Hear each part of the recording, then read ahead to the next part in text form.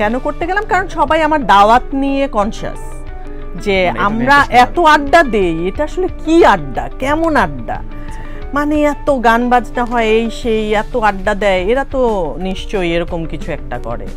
এজন্যই স্পেসিফিক করা যে আমার বাসায় আসলে মদের আড্ডা হয় না।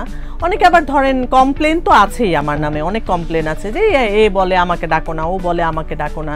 তারপর অনেকে মনে করেন ইন্টেনশনালি আসে আমার সাথে যোগাযোগ করে, কেউ ধরেন ফোন করে বলে যে আপু আমি আসতে চাই, আমাকে ডেকো এরপরে বা বলো বাসায়।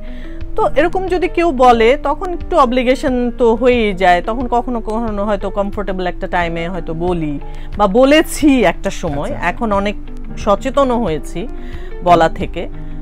তো আমার সম্পর্কে হয়তো ধারণা কি তাদের আমি তো জানি না, জানতাম না।